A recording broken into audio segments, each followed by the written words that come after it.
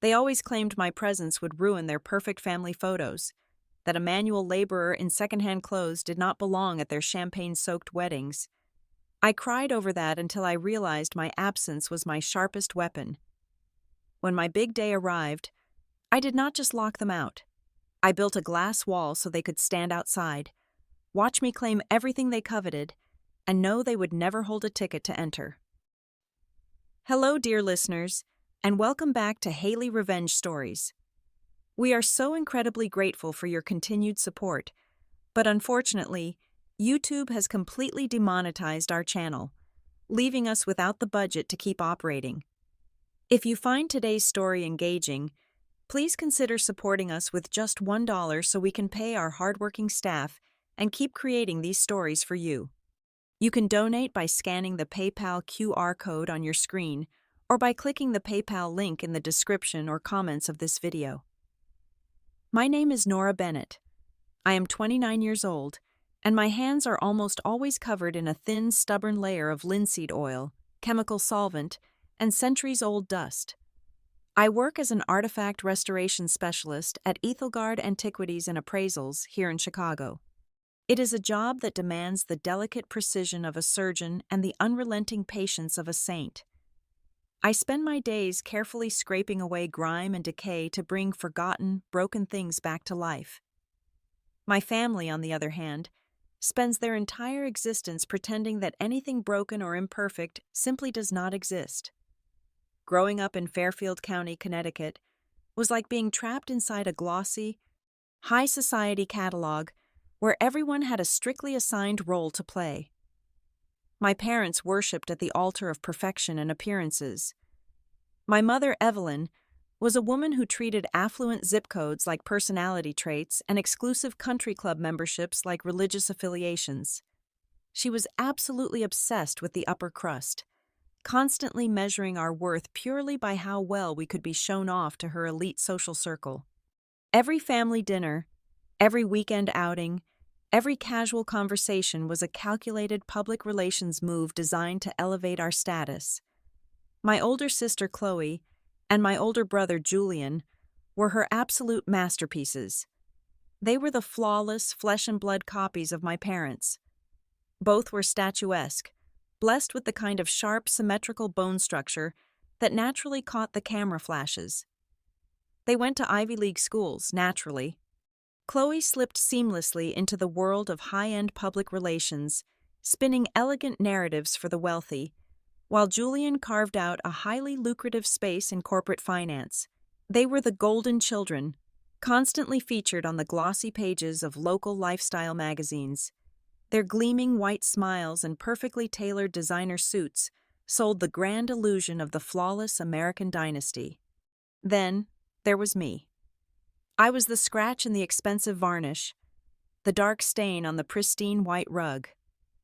While Chloe was memorizing European designer labels and Julian was practicing his golf swing with the sons of hedge fund managers, I was hiding in the dusty garage, taking apart antique clocks or carefully cleaning tarnished silver spoons I had scavenged from local estate sales. I preferred the quiet, undeniable honesty of historical artifacts over the loud, demanding flash of haute couture. But worse than my hobbies was my personality. I was entirely too blunt. I did not know how to play the exhausting game of social flattery, and I absolutely refused to kiss up to the pretentious, empty-headed socialites my mother constantly paraded through our sprawling living room. The ostracization did not happen overnight. It was not a sudden explosion of hatred, but rather a slow, calculated phasing out, starting with the smallest, most humiliating details. I remember the exact moment I officially realized I had become a ghost in my own home. I was 16 years old, coming downstairs one December morning to find a thick stack of our annual family Christmas cards sitting on the mahogany foyer table. I picked one up, expecting to see the photograph we had all taken together in the snow-dusted garden a few weeks prior. Chloe, Julian, my mother, and my father were all there, wearing matching pale blue cashmere sweaters, smiling brightly against the winter backdrop. But I was not in the picture. There was just an empty, digitally altered space between the manicured hedges where I had been standing. When I walked into the kitchen and confronted my mother, holding the card up in disbelief, she barely looked up from her morning tea. "Your dress clashed with the pastel color palette we were going for, Nora," she said, her voice dripping with casual, chilling cruelty. "You looked entirely out of place and completely ruined the aesthetic of the photograph. It was just easier to have the photographer crop you out." It did not stop at the holiday cards. Soon, I realized I was systematically being kept in the dark about important social events. I would come home from the local library to find the dining room table meticulously set with crystal glasses and fine china, caterers bustling in the kitchen, and my mother hurriedly shoving a $20 bill into my hand. She would instruct me to go catch a late movie or eat at a cheap diner downtown until the guests left. I was an embarrassment, a liability. In their eyes, I was a terrible investment because I yielded absolutely no visual or social returns. They desperately needed their family portrait to be flawless, and I was the glaring flaw they had to hide away at all costs. The pinnacle of their systematic erasure arrived when Chloe got engaged. The venue she secured was a hyper-exclusive, invite-only private resort in the Hamptons, a place where a single night of lodging cost more than my monthly rent. For months, agonizing preparation consumed my parents. I watched the flurry of manic activity from the periphery, naively assuming that as a biological sister, my presence was a mandatory formality, even if it was silently unwanted. I was entirely wrong. Exactly 4 weeks before the ceremony, Chloe asked to meet me at a sterile, high-end artisanal coffee shop downtown. She arrived wearing a pristine beige trench coat, ordered a heavily customized matcha latte she never intended to drink, and slid a small, silver-embossed envelope across the cold marble table.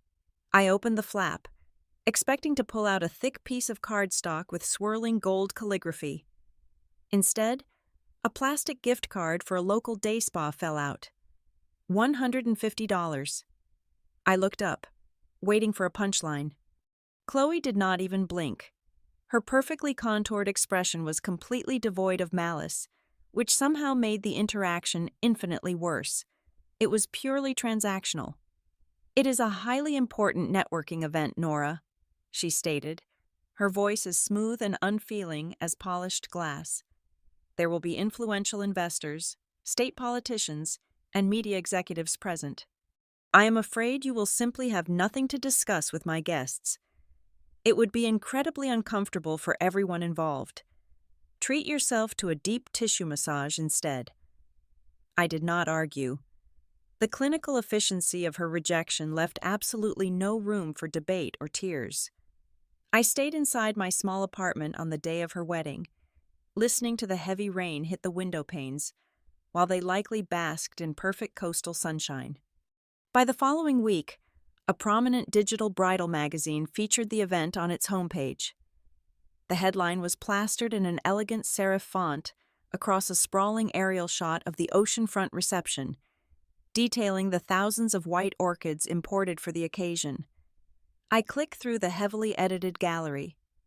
There they all were, posing with crystal champagne flutes and blinding synchronized smiles.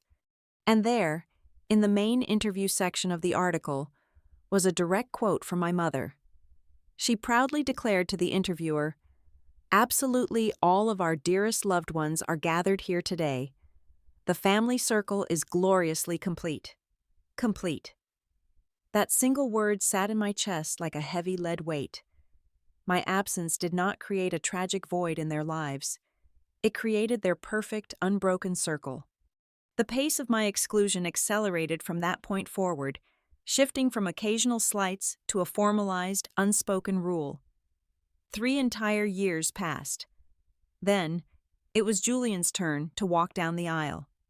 He chose a sprawling, multi-million-dollar private estate in Aspen, surrounded by snow-capped peaks and towering pine trees. This time around, there was no awkward coffee shop meeting. There was no pathetic spa gift card meant to soften the blow. There was absolutely no direct notification whatsoever. I found out the news on a random Thursday evening while sitting on my worn-out couch, aimlessly scrolling through social media. A distant cousin on my father's side had posted a series of high-resolution photos. The location tag simply read Aspen, Colorado. The very first image was a massive, intricately carved ice sculpture. The second was Julian, looking effortlessly sharp in a custom-tailored tuxedo, kissing his new bride under a massive canopy of imported white roses. My mother and father stood right beside them in the background, radiating that familiar, meticulously rehearsed aristocratic joy. A cold, hollow sensation washed over my entire body, instantly replaced by a sharp, burning spike of adrenaline. I picked up my phone and dialed Julian's number immediately. He answered on the fourth ring, the distinct sound of a live jazz band playing loudly in the background. I asked him, my voice remarkably steady despite the pounding in my ears, why I was currently looking at his wedding photos on the internet without even knowing he was engaged. He sighed, letting out an irritating, deeply dismissive sound. "The guest list is extremely limited, Nora," he replied, brushing off my question as casually as if I had asked about the local weather forecast. "It is an intimate gathering strictly for our immediate circle and essential business colleagues. You do not even like these fancy places anyway, right? You would just be bored and completely out of place. Do not overcomplicate things and ruin my weekend." Before I could even formulate a single word in response, the line clicked sharply and went dead. I sat in the absolute silence of my living room, the glowing screen of my phone casting a pale light in the dark space. It was in that exact isolated moment that the remaining fragile fragments of my childhood naivety shattered into fine dust. The final, brutal mechanics of the Bennett family dynamic became crystal clear to my mind. I was not a sister. I was not a daughter. I was not even a family member who had simply fallen out of favor over time. I was a depreciating asset. In their ruthless, hyper-image-obsessed economy, every single person was evaluated strictly by their visual and social return on investment. I did not fit their glossy aesthetic. I could not be strategically leveraged for a corporate promotion, a magazine feature, or a favorable country club whisper. Because I yielded absolutely zero profitable optics, I had to be quietly liquidated. I was systematically written off their books and hidden away in the dark, ensuring their public portfolio of perfection remained completely unblemished. The heavy wooden doors to their glamorous world were not just closed to me, they were heavily barricaded, bolted shut, and guarded by the terrifyingly polite smiles of the people who shared my blood. Despite the cold, undeniable evidence of my exclusion, a pathetic, lingering sliver of hope still pulsed quietly in the darkest corner of my mind. It is a terrifyingly human flaw to believe that blood might eventually mean something if you just try hard enough. So when my parents announced their 35th wedding anniversary gala at a premier 5-star hotel in downtown Boston, I made one final, desperate attempt to earn my place at their table. For 3 grueling months, I poured every ounce of my soul and professional expertise into a singular masterpiece. It was a genuine 18th-century French carriage clock, an intricate marvel of brass and enamel that I had painstakingly acquired at auction. I spent countless evenings hunched over my workbench under a harsh fluorescent lamp, carefully removing decades of corrosive oxidation from the microscopic gears. I custom-machined replacement parts by hand and polished the delicate porcelain face until it gleamed like newly fallen snow. In its fully restored state, the antique was easily worth tens of thousands of dollars. But to me, its monetary value meant absolutely nothing. It was an olive branch crafted from brass and glass. It was tangible proof that my unconventional life had value. I wrapped the heavy clock in layers of protective velvet, placed it carefully in a padded wooden box, and loaded it into the passenger seat of my car. I drove for 15 straight hours from Chicago to Boston. My back ached, and my eyes burned from staring at the endless stretch of highway, but a nervous, fluttering excitement kept me wide awake. I imagined the surprise on my father's face when he saw the intricate craftsmanship. I envisioned my mother finally acknowledging that my chosen profession was an art form, not an embarrassment. When I finally pulled up to the glittering facade of the luxury hotel, the sheer scale of the event became overwhelmingly apparent. Valets in crisp uniforms rushed to open doors for women draped in heavy silk and men wearing bespoke tuxedos. I adjusted my modest dark navy evening gown, clutched the heavy wooden box tightly to my chest, and walked into the grand ballroom. The air was thick with the overwhelming scent of imported white lilies and expensive perfume. Crystal chandeliers the size of small cars hung suspended from the vaulted ceiling, casting a warm golden glow over the sea of high society guests. I approached the elegant hostess stand near the entrance, where a woman in a sharp black suit was checking names off a leather-bound list. I gave her my name. She ran her manicured finger down the heavy cardstock, frowned slightly, and then flipped to the very last page. "Ah, yes, Miss Bennet," she murmured, her voice dropping an octave as if sharing an unfortunate secret. "Your mother left highly specific instructions with our security team regarding your placement. Please follow me." She did not lead me toward the front of the room, where the massive, elevated head table sat bathed in theatrical lighting. Instead, we walked past the dance floor, past the secondary VIP tables, and past the massive floral centerpieces. We kept walking until we reached the darkest, most obscure corner of the colossal ballroom, positioned directly next to the swinging metal doors of the catering kitchen.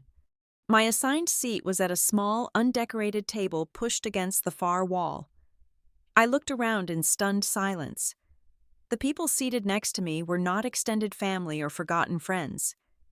They were the off-duty event coordinators, the backup lighting technicians, and the photography assistants. I had literally been seated with the hired help. I was a biological daughter relegated to the shadows, explicitly positioned so that I would not accidentally wander into the background of a single professional photograph. A heavy, suffocating weight settled tightly around my throat.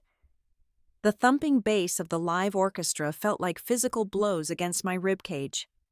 Desperate for a moment to breathe, I stood up and blindly navigated my way out of the ballroom and into the opulent women's restroom. The space was a fortress of floor-to-ceiling white marble, featuring a massive gilded mirror stretching across the entire back wall.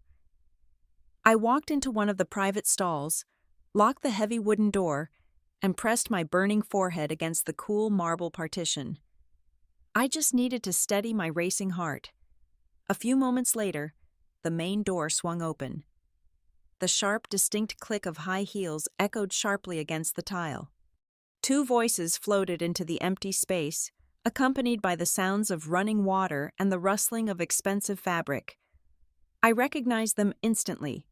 It was my mother, Evelyn, and my sister, Chloe. They were not alone. A third, unfamiliar voice joined them, complimenting the lavish floral arrangements. "Oh, thank you so much, Martha," my mother crooned, her tone dripping with that familiar, synthetic sweetness she reserved strictly for the wives of state senators. It took absolute ages to organize, but perfection requires sacrifice. The senator's wife chuckled softly. "It is truly a flawless evening, Evelyn. But tell me, where is your youngest? Nora, is it not? I do not believe I have seen her at the main table." The silence that followed was so profound it practically hummed in the air. Inside the stall, I stopped breathing. Then, my mother let out a loud, theatrical sigh, followed by a sharp, dismissive laugh that echoed violently off the marble walls. "Nora? Oh, she is struggling terribly out in Chicago," Evelyn declared clearly, her voice echoing with a horrifying mixture of pity and utter disgust. "She does janitorial work or repairs for some dusty junk shops. It is a genuine pity. She has simply always been the absolute failure of the family. We had to make the difficult decision to keep our distance so she could learn to be completely independent. Absolutely tragic. But you have to protect your own peace, Mother," Chloe chimed in smoothly, offering her agreement like a rehearsed line in a play. The three women laughed softly together, adjusted their lipstick, and walked out, letting the heavy door click shut behind them. I did not scream. I did not kick the stall door open and confront them. I did not shed a single tear. Instead, something deep inside my chest simply snapped with a quiet, irreversible finality. The visceral agony of holding on to a family that actively despised me evaporated, leaving behind a vast frozen wasteland of absolute clarity. I unlocked the stall and walked out. My reflection in the mirror showed a woman whose eyes were completely hollowed out, empty of any lingering delusions. I walked back into the grand ballroom, moving with the steady, mechanical precision of a ghost. I navigated the sea of wealthy strangers, returned to the dimly lit staff table by the kitchen doors, and picked up the heavy wooden box containing the antique clock. I did not leave it behind. They did not deserve my time, my art, or my suffering. I carried the heavy box out of the Grand Hotel, walking straight past the valets and into the crisp, biting Boston night air. I walked until I reached the edge of the large public parking garage. Next to the payment kiosk stood a large, rusted metal trash can. I stopped, pulled my smartphone out of my evening bag, and accessed my contacts. I did not block their numbers. I simply dropped the entire device directly into the garbage. It hit the bottom with a dull, hollow thud. I got into my car, started the engine, and drove away without looking back a single time. Starting from that exact night, the Bennett family was dead to me. The passage of time is a quiet, powerful healer. In the years that followed that freezing night in Boston, the massive void left by my biological relatives did not fester. It became fertile ground for something entirely my own to grow. Stripped of the constant, exhausting anxiety of trying to please people who were determined to misunderstand me, my career at Ethelgard Antiquities and Appraisals absolutely skyrocketed. I was no longer just the quiet girl in the back room cleaning grime off old spoons. I became a full specialized partner at the firm. I found myself boarding flights to Washington and New York, working directly as a lead consultant for national museums, handling artifacts that had shaped human history. My hands were still stained with solvents and dust, but those stains were now badges of undeniable professional honor. It was during a highly complex restoration project for a historic downtown library that I first met Marcus. He was the lead heritage conservation architect assigned to the building. Marcus did not possess the aggressive, flashy charisma that the men in my brother's corporate circles wore like cheap cologne. He did not wear bespoke Italian suits or check his reflection in every passing glass window. Instead, he usually showed up to the site in faded denim and heavy work boots, his dark hair constantly dusted with plaster. But underneath his rugged exterior was a man of profound, unwavering kindness. He had a deep, reverent appreciation for things that had weathered the storm, which made us kindred spirits almost instantly. He admired my fierce independence and never once tried to make me softer, quieter, or more palatable for the comfort of others. Our romance did not begin with grand, ostentatious gestures or reservations at expensive restaurants. It blossomed in the quiet, unpretentious corners of our everyday lives. It was built during long, aimless walks under shared umbrellas through the pouring Chicago rain, the streetlights reflecting off the wet pavement like liquid gold. It grew during late evenings spent spread out on his living room floor, drinking cheap takeout coffee while poring over intricate, century-old structural blueprints. For the very first time in my 29 years of existence, I was not pushed to the background or cropped out of the frame. Marcus looked at me, listened to me, and treated me as the undeniable, radiant main character of his life. The day he asked me to marry him was the most perfect reflection of who we were. There were no hidden photographers, no sweeping ocean views, and no audience of influential socialites to impress. It happened right inside my private workshop on a rainy Tuesday afternoon. The air was thick with the familiar, comforting sense of raw mahogany, beeswax, and fresh lacquer. I was wearing a stained canvas apron, my hair tied up in a messy knot, fiercely focused on reattaching a joint to an antique chair. Marcus walked in, quietly placed a mug of warm tea on my workbench, and gently took the heavy wooden mallet out of my hand. I turned around, slightly confused, only to find him dropping to one knee right there on the sawdust-covered floor. He reached into his flannel pocket and pulled out a small velvet box.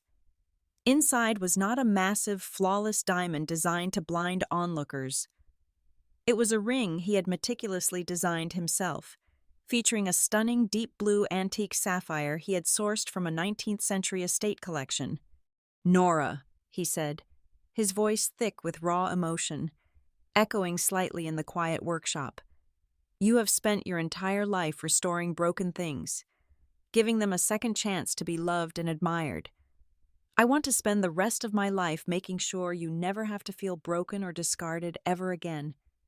Will you marry me?" I pulled him up from the floor and kissed him, my tears mixing with the dust on my cheeks. My answer was a resounding, breathless yes. A few months later, we were sitting at our small kitchen table, surrounded by piles of cream-colored cardstock and lists of potential venues. It was time to draft the guest list. A heavy, unspoken question hung in the air for a brief moment. Marcus reached across the table, placed his large, calloused hand over mine, and looked me squarely in the eyes. "This is your day, Nora," he told me gently but firmly. "You have absolute, total control over who gets to witness our happiness. I will support whatever you decide. No questions asked." I looked down at the blank sheet of paper in front of me. Years ago, this would have been a moment of paralyzing anxiety and agonizing guilt. But as I picked up my pen, I felt nothing but an overwhelming wave of peace.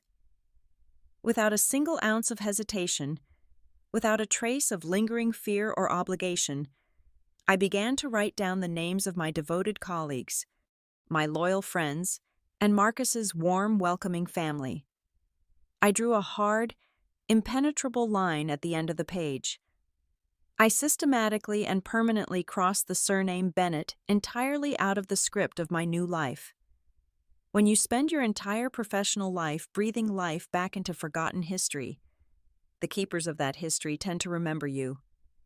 Because of our extensive, highly respected reputations within the heritage conservation industry, Marcus and I were granted a phenomenal, entirely unprecedented privilege.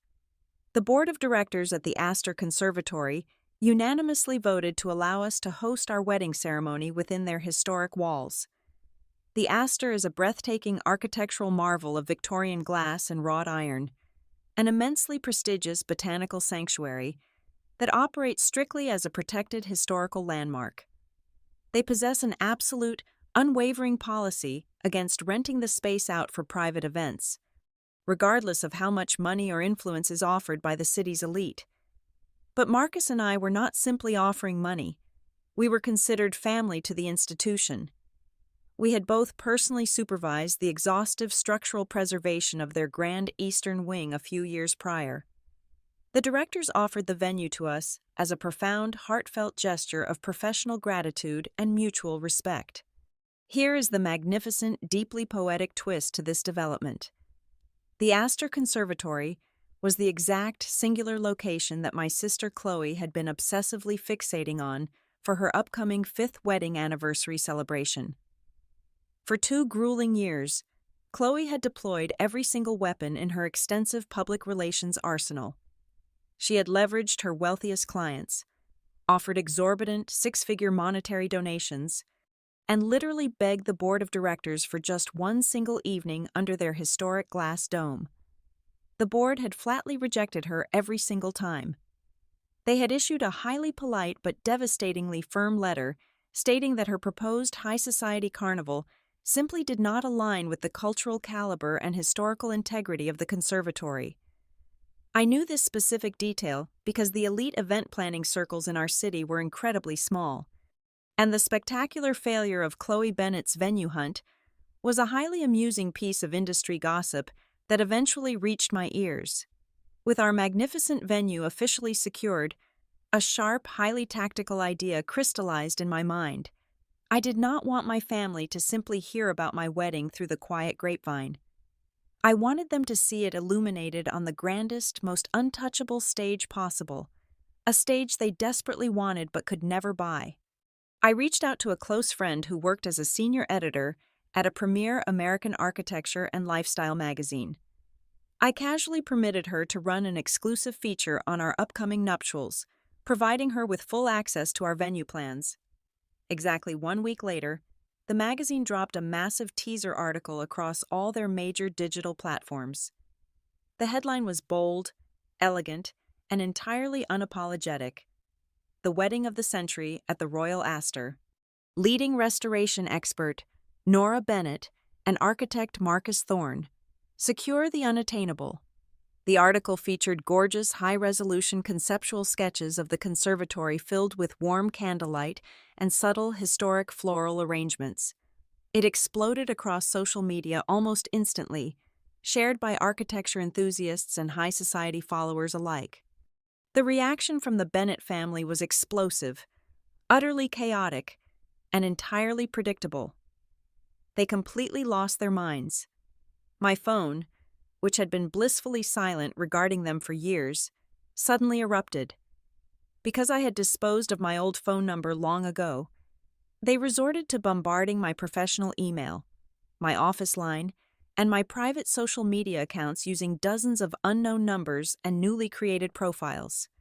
My mother, Evelyn, fired off a frantic, heavily punctuated 3-page email.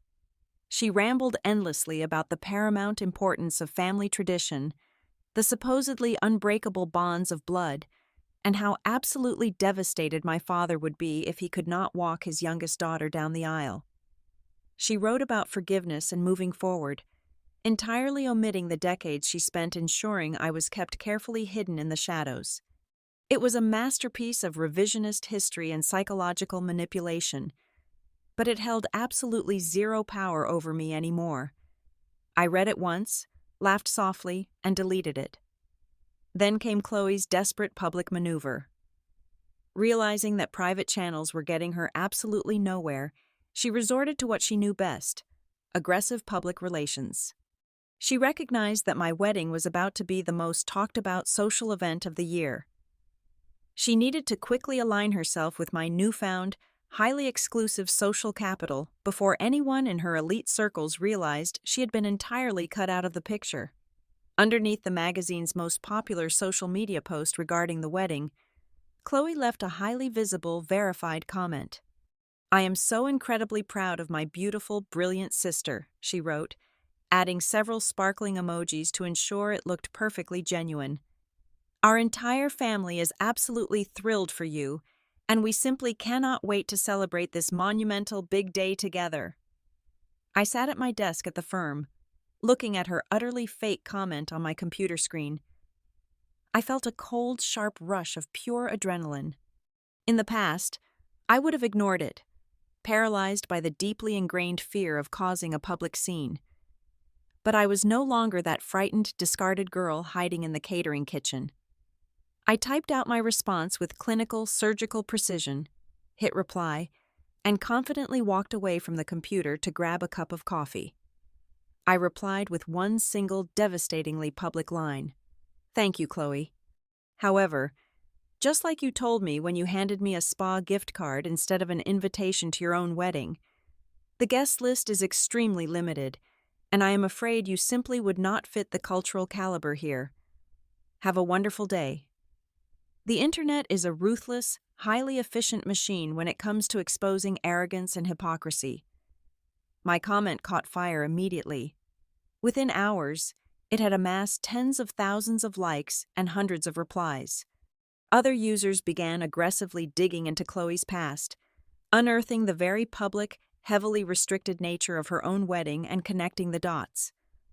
The pristine, highly curated public image she had spent a decade carefully building began to violently crack under a relentless wave of public mockery. She had tried to cynically leverage my triumph for her own social gain, and instead, I had handed her the exact, humiliating rejection she had dealt me, broadcasted loudly for the entire world to witness. The day of my wedding finally arrived, bringing with it a crisp, flawless autumn afternoon. I was completely unbothered by the inevitable theatrics my biological relatives would attempt. I knew them entirely too well. When cornered, the Bennetts always defaulted to aggressively performing for an audience. Right on schedule, exactly 45 minutes before the ceremony was set to begin, a massive, heavily tinted stretch limousine pulled up to the heavily guarded wrought iron gates of the Astor Conservatory. Out stepped my mother, Chloe, and Julian. They were dressed in staggeringly expensive haute couture, dripping in borrowed diamonds, and wearing their signature razor-sharp smiles. However, they did not come alone. In a desperate, wildly transparent bid to hijack the narrative and force my hand, Chloe had hired a private, three-person camera crew to document their arrival. They intended to create a manufactured scene of a joyous, emotional family reunion, banking on the assumption that I would simply fold and let them inside to avoid a public scandal. They were gravely mistaken. I was not the terrified teenager they could shove into the background anymore. I did not even leave my bridal suite to address them. I had anticipated this exact maneuver weeks in advance. Instead of a tearful, compliant sister rushing to the gates, the heavy oak doors of the security pavilion swung open. The director of security for the Astor, a highly intimidating retired city detective with zero tolerance for high society tantrums, stepped out. He was flanked by two uniformed city police officers. As the hired cameras rolled, the director calmly held up a thick legal folder. He informed my mother and siblings that they were officially trespassing. He then handed my mother a court-approved temporary restraining order. My legal team had easily secured the injunction earlier that week, using the massive, unhinged mountain of harassing emails, threatening voicemails, and aggressive text messages they had sent me over the past 14 days as undeniable evidence of targeted harassment. "You have exactly 2 minutes to vacate the premises entirely," the director stated, his voice ringing out clearly over the hushed whispers of the gathered paparazzi outside the gate. "If you refuse to comply, these officers will place you all under arrest for violating a direct court order." The pristine, carefully constructed illusion of the Bennett dynasty instantly and spectacularly collapsed. My mother went completely pale, her mouth opening and closing like a fish on dry land. Julian looked furious, but took a sharp step backward, suddenly terrified of the very real legal consequences. Chloe raised her hand to cover her face, but she was far too late. Their hired camera crew, recognizing the sheer, undeniable viral gold of the moment, kept recording every single second of their profound humiliation. They were unceremoniously escorted back into their rented limousine by the police, their fake aristocratic dignity completely stripped away in front of an audience of glaring camera lenses. Inside the grand glass walls of the conservatory, the atmosphere was entirely different. It was a haven of absolute, untouchable peace. I walked down the aisle under the gentle, dappled light of ancient towering oak trees, surrounded by the warm, flickering glow of several thousand pillar candles. I looked out into the crowd and saw no empty smiles, no calculating glares, and no one evaluating my worth. I saw my dedicated colleagues, the friends who had held my hand through the darkest chapters of my life, and Marcus's incredibly warm, loving family looking back at me with genuine joy. When I took Marcus's hands at the altar, I knew I was finally, truly home. Our story ends 3 weeks later, standing on the balcony of our shared apartment following a quiet, deeply restorative honeymoon. I held a mug of hot tea, looking down at the bustling, vibrant streets of Chicago. My phone vibrated in my pocket. It was an alert from my email server, flagging 2 new messages from my mother and sister, sent from yet another set of newly created email addresses, desperately trying to explain their actions at the venue. I did not read them. I simply tapped the screen twice and deleted them permanently. Taking a deep breath of the cool city air, a profound realization settled into my bones. Blood does not automatically create a family. It merely creates biological relatives. Mutual respect, genuine kindness, and unwavering support are the true currencies of love. And for the very first time in my life, I held the absolute power to decide exactly who was allowed to cross the threshold into my world. Thank you all so incredibly much for taking the time to listen to my story today. I would love to know where you are tuning in from, so please let me know your city or country in the comments below. If you found today's journey engaging and wish to support the channel, please consider donating just $1. You can scan the PayPal QR code directly on your screen or use the PayPal link provided in the video description or the pinned comment. Your generous contribution allows us to pay our dedicated staff, helping them feed their families, and ensures we can continue bringing you these powerful stories. Thank you again, and take care.